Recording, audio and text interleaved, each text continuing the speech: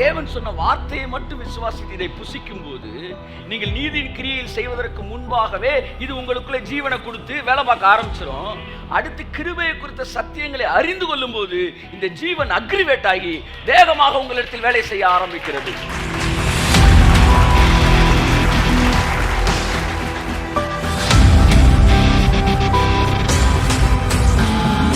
உங்களுக்குள்ள இதை சாப்பிட ஆரம்பிச்ச உடனே இளமை, ஆரோக்கியம், ஜீவன் கிராஜுவலா ஸ்டார்ட் ஆகும். கை தட்டுங்க. கிராஜுவலா, கம் ஆன் சே கிராஜுவலா அப்படியே வேலை பார்க்க ஆரம்பிக்கும். கை தட்டுங்க.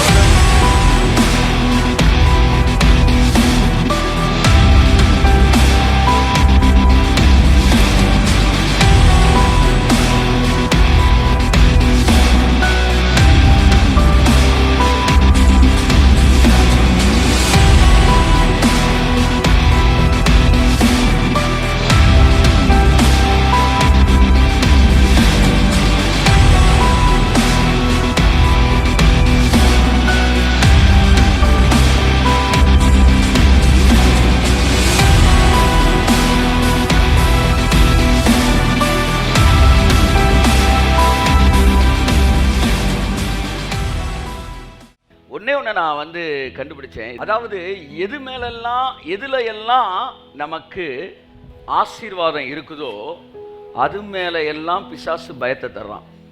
இதுதான் அவன் என்னுடைய வாழ்க்கையில நான் பிசாசை பார்த்து தெரிஞ்சுக்கிட்ட விஷயம். நீங்க ஏதாச்சும் ஒரு மேட்டர் மேல ரொம்ப பயப்படுறீங்கன்னு வச்சுக்கோங்களேன், அதுல ஒரு பெரிய ஆசீர்வாதம் இருக்குன்னு அர்த்தம். பைபிள்லே நீங்க ரொம்ப வாசிக்கிறதுக்கு பயப்படுற புத்தகம் சொல்லுங்க, ஏதாச்சும் ஒரு புக்கு. வெளிப்படுத்தல். அதை படிக்க சார் பயப்படுறீங்க? என்ன புக்கு? வெளிப்படுத்தல் விசேஷம். அது பார்த்தாலே வந்து ஒரு டெரர் படம் பார்த்த மாதிரி இருக்கு. அதனால நிறைய பேர் அந்த புக்கை படிக்கிறதே இல்லை.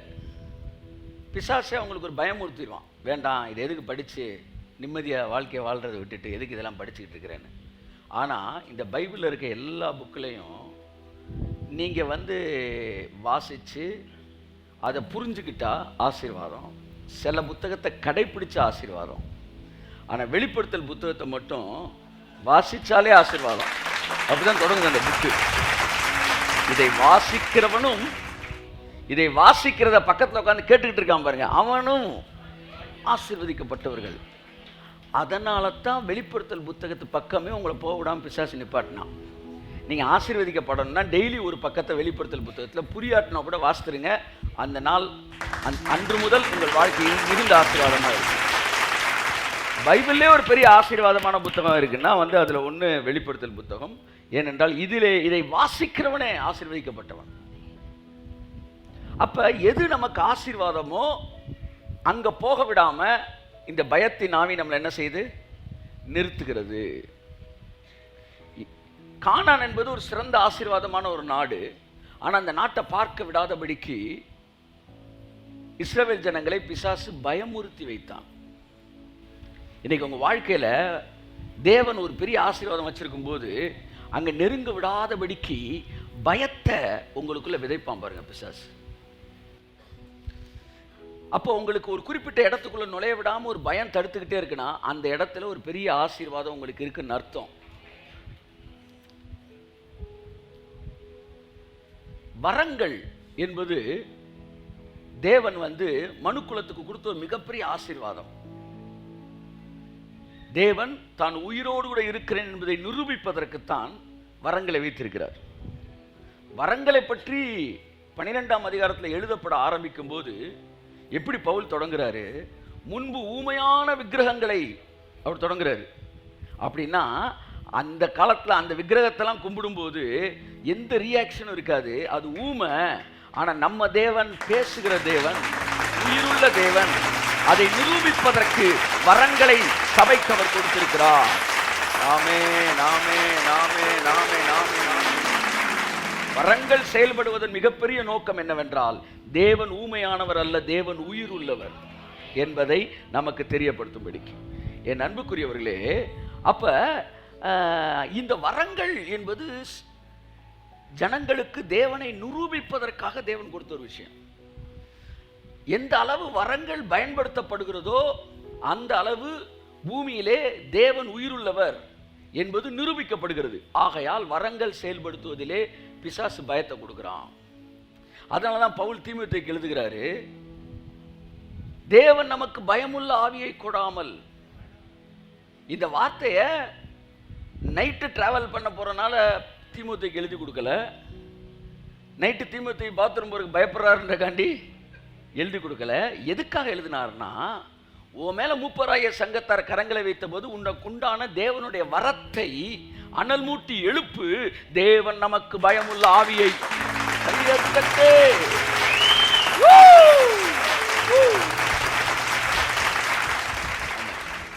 பயப்படாத, உனக்குள்ள இருக்கிற ஆவிய அனல் மூட்டி எழுப்பு. ஏன்னா வரங்களுக்குள்ள நீ நுழையும் போது மிகப்பெரிய ஒரு ஓப்பன் கேட்டு, திறந்த வாசல் உனக்கு முன்னாடி இருக்கு. அதனால வரத்தை செயல்படுத்துவதில் பயப்படாத. ஆமென். அப்ப எதெல்லாம் நமக்கு ஆசீர்வாதமா இருக்கோ அங்க எல்லாம் பயத்தை கொடுத்து நம்ம மேல மூவ் பண்ண முடியாம பிசாசு பண்ணுவான். இல்ல இப்படி சொல்றேன், எங்கெல்லாம் உங்களை மூவ் பண்ண முடியாம பயத்தை பிசாசு கொடுக்குறானோ அப்ப நீங்க தெரிஞ்சுக்காங்க, அங்கெல்லாம் ஒரு மிகப்பெரிய ஆசீர்வாதத்தை தேவன் வைத்திருக்கிறார். அந்த ஆசீர்வாதத்தை நான் அனுபவிக்க கூடாதுன்றதுக்காக பிசாசு எனக்குள்ள பயத்தை கொடுத்து வழியை தடுக்கிறான். இப்ப நீங்க இந்த சர்ச்சுக்கு வர்றதுக்கு வரவிடாம நிறைய பயத்தின் ஆவி உங்கள்கிட்ட பேசியிருந்தேன். ஏன்னா கண்டுபிடிச்சுக்கணும், இங்க வர்றதுனால உங்க வாழ்க்கையில மிகப்பெரிய ஆசீர்வாதம் இருக்குது. அதனால போக விடாம அவன் திரும்ப திரும்ப கட்டை என்ன செஞ்சுக்கிட்டே இருக்கிறான், போட்டுக்கிட்டே இருக்கிறான். என் அன்புக்குரியவர்களே, அதிலே ஒன்றுதான் கம்யூனியன். இந்த கம்யூனியனை குறித்த பயத்தை பிசாசு நமக்கு விதைப்பதற்கு காரணமே, இதுல நீ கனெக்ட் ஆயிட்டினா உன் லைஃப் எங்கேயோ போயிடும். உன்னுடைய வாழ்க்கையின் ஆசீர்வாதம் எங்கேயோ போயிடும். நீ டேக் ஆஃப் ஆகி வேற ஒரு இடத்துக்குள்ள நீ கடந்து வந்து விடுவாய். உன்னுடைய வாழ்க்கை ஒரு எஃபர்ட்லெஸ் பிளஸட் லைஃபா மாறிடும் என்பதை அவன் அறிந்திருக்கிறபடினால் இந்த கம்யூனியனுக்குள்ள அதிகமா ஜனங்களை நெருங்க விடாதபடிக்கு ஜனங்களை துரத்துறதுக்கு அவன் முடிவு எடுக்கிறான்.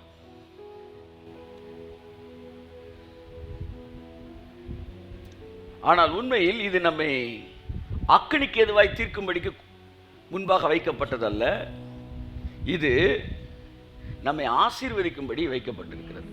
இதில் இருக்கிற வல்லமையை நீங்கள் புரிந்து கொள்ளும்படி. என் அன்புக்குரியவர்களே, ஒரே ஒரு முறை பழத்தை ஆதாம் புசித்ததினால் 4000 வருஷம் 6000 வருஷம் அந்த எஃபெக்ட் இந்த பூமியில இருந்துகிட்டே இருக்கு. இயேசு சிலுவையில் அறையப்பட்ட பிறகுதான் அவரை ஏற்றுக்கொண்டவர்களாய் நம்மிடத்துல அந்த எஃபெக்ட் என்ன செய்யுது, குறையுது, ஸ்டாப் ஆகுது. ஒருவேளை இயேசு பூமிக்கு வரலன்னா இன்னும் 60000 வருஷம் அந்த பழத்தோட எஃபெக்ட் மனுக்குலத்து மேல இருக்கும். அதை விட அதிகமாக தேவனுடைய சரீரத்திலும் பிக்கப்பட்ட சரீரத்திலும் சிந்தப்பட்ட இரத்தத்தையும் நாம் புசிக்கும் போது அந்த எஃபெக்ட், அந்த பிளெஸிங் நமக்கும் நம்முடைய சரீரத்துக்கும் ஆண்டாண்டு காலமாக இருக்கக்கூடியதாக இருக்கும். என் அன்புக்குரியவர்களே, புசிப்பதினால் வந்த பாவத்தை தேவன் புசிப்பதினால் என்ன செய்கிறார், நீக்குகிறார். The moment Adam ate the fruit, from that moment onwards, அவன் வாயில சாப்பிட்ட அந்த நிமிஷத்துல இருந்து அவனுக்குள்ளே மரணம் செயல்பட ஆரம்பித்தது. நான் உங்களுக்கு சொல்லுகிறேன், இதை நீங்கள் புசிக்கிற அந்த நிமிஷத்திலிருந்து ஜீவன் உங்களுக்குள் செயல்பட ஆரம்பிக்கிறார். ஆதாம் பழத்தை புசித்த உடனே அவனுக்குள்ள என்ன வந்துருச்சு, மரணம் வந்துருச்சு. அவன் பாவம் செய்யவே ஆரம்பிக்கல. இன்ஃபேக்ட் எனக்கு தெரிஞ்சு 900 வருஷம் ஆதாம் எந்த பாவம் செஞ்சதா பைபிள்ல இல்லை. அப்ப அவன் செய்ய போற ஆக்ட் அவனுக்கு மரணத்தை கொடுக்கல, அவனுக்குள்ள போன அந்த பழம் மரணத்தை கொடுத்துச்சு. மற்ற பாவங்கள் எல்லாம் அவன் செய்யாட்டினா கூட இந்த ஒரே ஒரு காரியத்தை அவன் செய்தபடியினால் அவனுக்குள் மரணம் பூரணமாய் வந்தது. அப்படியே மற்ற நற்கிரியைகளை எல்லாம் நீங்கள் செய்வதற்கு முன்பாகவே இந்த ஒரே ஒரு அவருடைய சரீரத்தில் இரத்தத்திலும் நீங்கள் பங்கு கொண்டால் மற்ற நற்கிரியைகளை எல்லாம் செய்ய ஆரம்பிப்பதற்கு முன்பாகவே ஜீவன் உங்களுக்குள் பிரவேசிக்கிறது. ஜீவன் உங்களுக்குள் பிரவேசிக்கிறது. மற்ற நற்கிரியைகளை செய்ய ஆரம்பிப்பதற்கு, சத்தமா சொல்லுங்களேன், ஆரம்பிப்பதற்கு, நல்ல சத்தம், ஆரம்பிப்பதற்கு, திரும்ப ஆரம்பிப்பதற்கு முன்பாகவே ஜீவன் கிரியை செய்ய ஆரம்பிக்கிறது. கரங்களை தட்டி கர்த்தருக்கு நன்றி சொல்லுவோம். ஆதாம் பாவம் செய்வதற்கு முன்பாகவே பழத்தை புசித்த போது மரணம் வேலை செய்ய ஆரம்பித்தது. பாவத்தை குறித்த அறிவு அவனுக்கு இல்ல. பாவம்னா என்னன்னு அவனுக்கு தெரியாது. பாவம் செய்யவே ஆரம்பிக்கல, திருடவே இல்லை. ஏன்னா இன்னொருத்தன் இருந்தாங்கன்னா அவன் பையில இருந்து திருடுறது, இவனே திருடி இந்த பையில இருந்து திருடி இந்த பையில வச்சுக்கிறதா? கொலை செஞ்சானா? கொலை செய்யறதுக்கு யாரும் இல்ல. சோ எந்த பாவமுமே செயல்ல செய்யறதுக்கு முன்னாடியே பழத்தை புசித்ததினால் மரணம் அவனுக்குள் வந்தது போல, நீங்கள் எந்த நற்கிரியையும் செய்ய ஆரம்பிப்பதற்கு முன்பாகவே அவருடைய சரீரத்தை இரத்தத்தையும் புசித்த உடனே அந்த மாத்திரத்திலே ஜீவன் உங்களுக்குள் கிரியை செய்ய ஆரம்பிக்கிறது.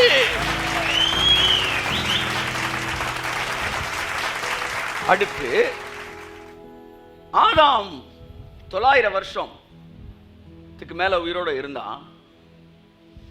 அதற்கு பிற்பாடு பாவத்தை குறித்த அறிவே இல்லாத போது மனிதன் 800, 600, 300, 400, 500 குறைஞ்சு வாழ்ந்தவன் எத்தனை? 300. ஏனோக்கு தான் இருக்கிறதே ரொம்ப ஷார்ட் பீரியட் வாழ்ந்தார். எத்தனை வருஷம்? 300 வருஷம் வாழ்ந்தான்றாங்க. அடப்பாவிகளா! அதனால அவன் தேவனோடு நடந்தான். எல்லாம் பார்க்குறான், தேவனோடு சஞ்சரிச்சிருக்கான். வெறும் 300 வருஷம் தானா? நாங்களாம் சுருட்டு குடிச்சிட்டே 900 வருஷம் வாழ்ந்தா அப்படின்னு சொன்ன உடனே தேவன் என்ன செஞ்சாரு? நீ கவலைப்படாதடா, நீ என் கூட நடந்தனால, நான் உங்களை பிரியமா இருந்தனால, பைபிள் சொல்லுது அவன் காணப்படாமல் போனான். ஆமா, டிஸப்பியர்டு. நீங்க தேவனோட நடக்க நடக்க என்ன நடக்கும் தெரியுமா? நீங்க காணப்படாம போயிருவீங்க. அதுக்கப்புறம் அவர் தான் இருப்பார் உன்னால. தேவன் இனி நான் அல்லன்ற இடத்துக்கு நீங்க வந்துருவீங்க. அப்ப தேவன் ஏனோக்கு எடுத்துக்கிட்டாராம். டெய்லி வாக் பண்ணிக்கிட்டே இருந்தாங்களாம். ஒருத்தர் சொல்றாரு, போயிட்டு ஈவினிங் ஆனால் வீட்டுக்கு போப்பான்னு சொல்லிடுவாராம். வீட்டுக்கு போயிடும், இவர் வீட்டுக்கு போயிடுவாராம். ஒரு நாள் ரொம்ப தூரம் போயிட்டாங்களாம். திரும்பி பார்த்தோம், நைட் ரொம்ப நேரம் ஆச்சேப்பா, சரி இன்னைக்கு ஏன் வீட்டுக்கு வந்துன்னு கூப்பிட்டு போயிட்டாராம். அப்படியே போயிட்டாங்க. மக்கள் எல்லாம் 300 வருஷம் தான் வாழ்ந்தாருன்னு உடனே அந்த பழி சொல்லெல்லாம் மாற்றி அவனுடைய பிள்ளைய மெத்துசேலாவை வேர்ல்டு ஹிஸ்டரியிலேயே அதிக நாட்கள் வாழ்ந்தவன் என்கிற இடத்திற்கு அவனோட பையனை கொண்டு வந்துட்டார். ஒருவேளை உங்கள் வாழ்க்கையில் நீங்கள் நிறைய அனுபவிக்கணும்னு ஆசைப்பட்டு அதை அனுபவிக்காமல் இருந்திருக்கலாம். அதையெல்லாம் உங்கள் கண்ணு பார்க்க உங்கள் பையனை, உங்கள் பிள்ளைய தேவன் ஆசீர்வதித்து உங்கள் கண்ணுக்கு முன்னாடி. ஆமாம், நண்புக்குரியவர்களே, நீண்ட நாட்கள் வாழ்ந்து கொண்டிருந்த மெத்துசேலா நீண்ட நாட்கள் வாழ வைத்தார் தேவன். இப்போ அவன் எல்லாருமே மரணம் உள்ள வந்த பிறகு பாவம் செய்யாமலே சாக ஆரம்பிச்சாங்க. இதான் உங்களுக்கு சொல்ல வரேன். மரணத்தை பற்றி அறிவே இல்லாமலே பழம் வேலை பார்த்துச்சு. நீதியை பற்றி அறிவே இல்லாமலே நீங்கள் நீதியின் கிரியைகளை செய்வதற்கு முன்பாகவே இது உங்களுக்குள்ளே வேலை செய்யும் என்று சொல்லுகிறேன். இப்படி வருவோம். இவன் சாப்பிட்ட பழம் தான் அவனை பாவமே செய்ய வச்சிச்சு. அப்படிதான் நம்ம பங்கு கொள்ளுகிற இந்த திருவிருந்து தான் உங்களை நீதியின் கிரியைகளை செய்ய வைக்கும். பழம் அவனுக்குள்ளே பாவம் செய்வதற்கு ஒரு ஜீவனை கொடுத்தது. அது வரைக்கும் மரணத்துக்கு செத்து போயிருந்த அவனுக்கு, பாவத்துக்கு செத்து போயிருந்தவன் பழத்தை சாப்பிட்டோன்னா பாவத்துக்கு ஒரு ஜீவன் வந்துருச்சு.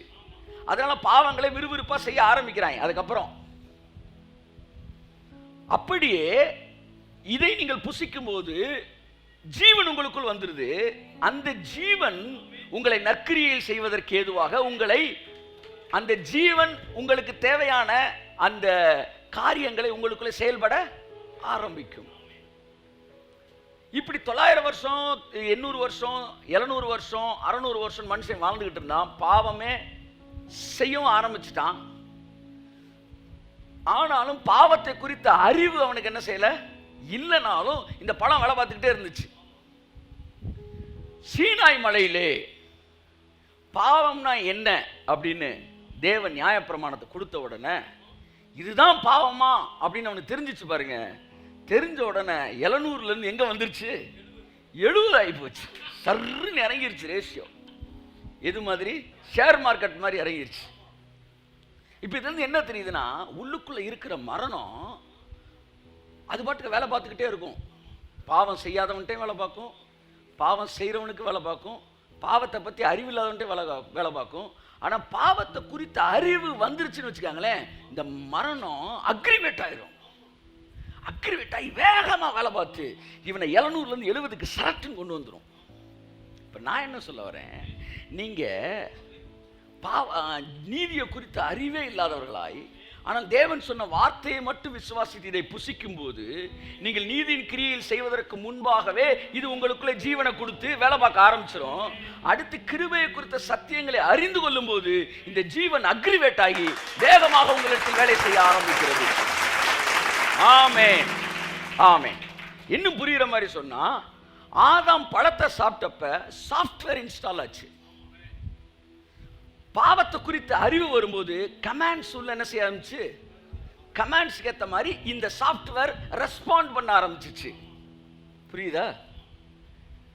சாஃப்ட்வேர் உள்ள அனுப்பின பிறகு சரியா, இவன் அதுக்கப்புறம் கமாண்ட் கொடுக்குறான். என் தம்பி ஒருத்தர் 2.5 மணி நேரம் எடிட் பண்ணாரு. எடிட் பண்ணி முடிச்சுட்டு என்டர்னு தட்டுற எதை தட்டிட்டாரு, டெலிட்னு தட்டுறான். உடனே அது கேட்குது, ஆர் யூ ஷியர்? எஸ் ஐ ஆம் ஷியர்.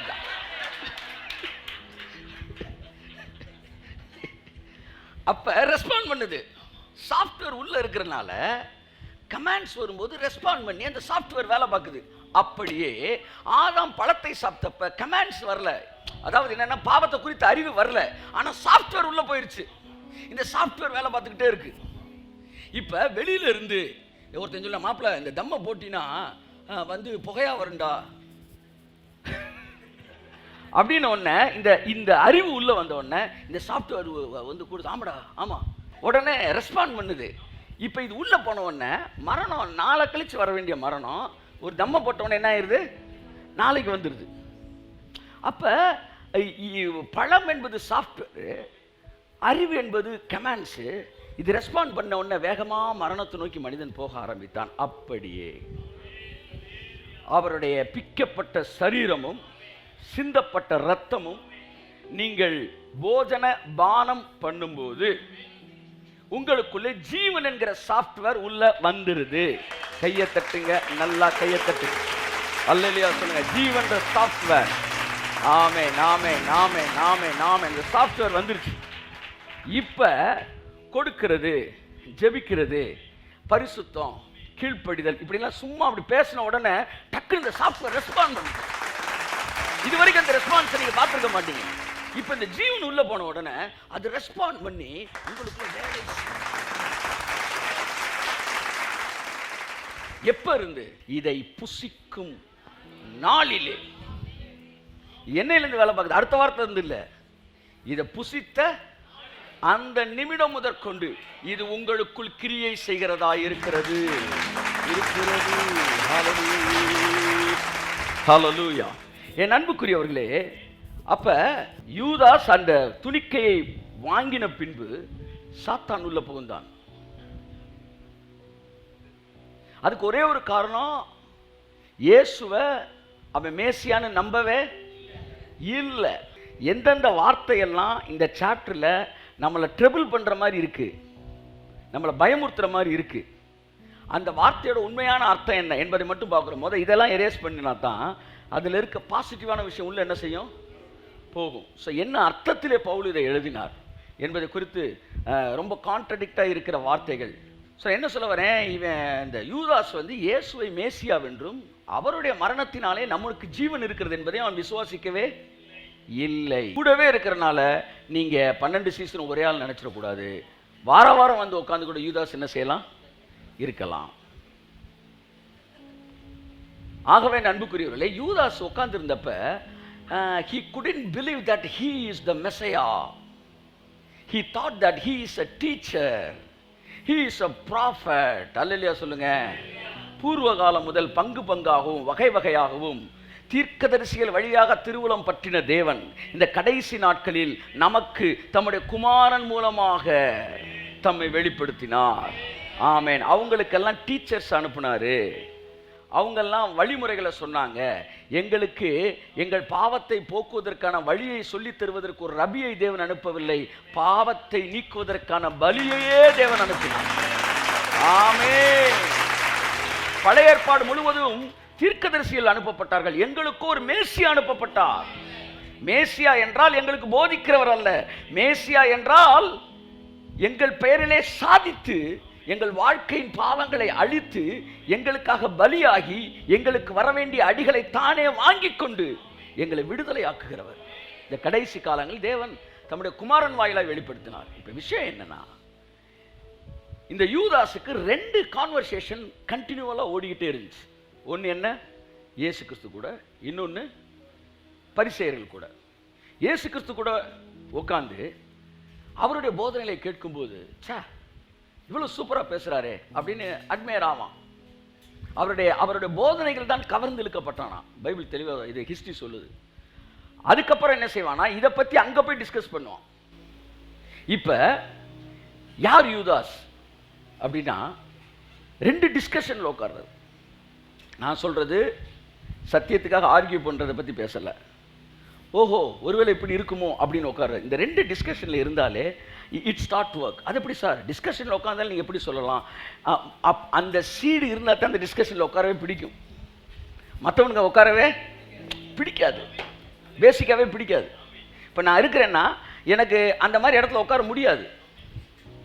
அதில் ஒரு ஆர்வம் என்ன சொல்லுங்கள், அதில் ஒரு விருப்பம் சொல்லுங்கள், அதில் ஒரு ஆசை சொல்லுங்கள், அது எட்டி பார்க்கணும்னு ஒரு விருப்பம் எல்லாம் சொல்லுங்க.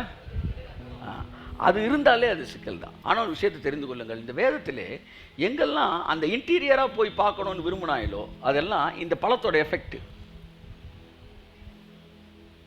அதில் ஒன்று தான் இந்த இந்த உடன்படிக்கை பெட்டிக்குள்ளே என்ன இருக்கு அப்படின்னு எட்டி பார்த்தாங்களாம். ஏன்னா இந்த பெட்டியை கொண்டு போய் நிப்பாட்டிட்டா முன்னாடி இருக்க சிலை கீழே விழுந்து உடையுது. இந்த பெட்டியை போய் நிப்பாட்டிட்டா சண்டைக்கு போனால் வெற்றி கிடைக்குது. இந்த பெட்டி போய் நின்றுச்சுன்னா தோல்வி இருக்கிற இடத்துல வெற்றி வருது. அப்படி என்னத்தான் இந்த பெட்டிக்குள்ள இருக்கு? குங்ஃபூ ஆஃப் 7 ஸ்டெப்னு ஒரு படம், அதுதானே சைனீஸ் படத்துக்கு. சைனா பக்கம் போயிட்டீங்களான்றீங்களா? இது பழைய சைனீஸ் படம். எத்தனை பேர் பார்த்துருக்கீங்க? அப்படிங்களா? பழைய குரூப்னு நினைக்கிறேன். 1980, 79, 80 இந்த டைம் வந்தது. அதில் இப்படி ஒரு பெட்டியை தூக்கிட்டே போவாங்க, உடன்படிக்கை பெட்டி. படம் ஃபுல்லாக அப்படி தான். அதே மாதிரி அந்த பெட்டிக்குள்ளே என்ன இருக்குன்னே தெரியாது. அந்த லாஸ்ட் சீனில் பார்க்கும்போது உள்ளுக்குள்ளே இருந்து அந்த வில்லன் வெளியே வருவான். இவன் என்ன நினச்சிட்டாங்க, இந்த குங்ஃபூ ஆஃப் 7 ஸ்டெப்னு நினச்சிட்டாங்க போல. இந்த பெட்டிக்குள்ளே ஏதோ ஒன்று இருக்குன்னு சொல்லி இந்த பெட்டியை திறந்து உள்ளே எட்டி பார்க்க துணிந்த போது எத்தனை ஆயிரம் பேர் செத்தாங்களாம்? 10,000 பேர்ட்டீங்க. 10,000 பேர் செத்தாங்க. அந்த பிரச்சனை இல்லை. 20,000 சொல்லிட்டீங்களா? 20,000 செத்துட்டாய். இதிலிருந்து நாம் தெரிந்து கொள்ள வேண்டிய நீதி என்ன? எந்த மனிதனுடைய அந்தரங்கத்தை பார்ப்பதற்கு உங்களுக்கு ஆசை வருகிறதோ அன்றைக்கே வினை உங்களிடத்தில் வேலை செய்ய ஆரம்பித்து விட்டது. அதைத்தான் அந்த நோவாவுடைய நிர்வாணத்தை அவன் பையன் பார்த்தானா. ஆனா மற்றவங்க 2 பேர் அதை பார்க்கவே விரும்பலையாம். விருப்பம் இருக்கும்போதே சாபம் இல்லைன்றது. அப்ப இந்த யூதாஸோட ப்ராப்ளம் திரும்ப சொல்ல வரேன். 2 பக்கம் இருந்தனால இந்த என்ன சொல்ல வரேன், இப்ப நான் புசிக்கிறதுல இருக்கிற பிரச்சனையை சொல்ல வரேன். அவன் இயேசுவை ரபி என்று ஏற்றுக்கொண்டான், ஆனா மேசியான்னு ஏற்றுக்கொள்ளவே இல்லை. ஆனா எப்போ உங்களுக்கு ரட்சிப்பு வருதுன்னா, இயேசுவை மேசியான்னு ஏற்றுக்கொள்ளும் போது. ரபி 100 பேர் இருக்கிறாங்க, நபி 100 பேர் இருக்கிறாங்க. ஆனா இங்கே மேசியா மட்டும்தான் நமக்கு என்ன செய்யறாரு, விடுதலையை கொடுக்கிறாரு. இயேசுவை குறித்த வெளிப்பாடுகள் அடுத்தடுத்த இடத்தை நோக்கி கடந்து வர வேண்டும். ஒரு சமாரிய ஸ்திரீ இயேசுவை முத பார்க்கிறா. பார்த்த உடனே சொல்றா, ஒரு யூத வாலிபன் சொல்லி, நீர் யூதனாய் இருக்க, நான் சமாரிய நாட்டாளா இருக்க, என்கிட்ட நீ எப்படி தண்ணி கேட்கலாம் அப்படின்றா. அப்போ சொல்றா, நீங்க யூதர், நாங்க சமாரியர், என்கிட்ட தண்ணி கேட்குறீங்க அப்படின்னு. தண்ணி காங்க அப்படின்னு கேட்டா பொண்ணு தாங்கடான்னு அர்த்தம்.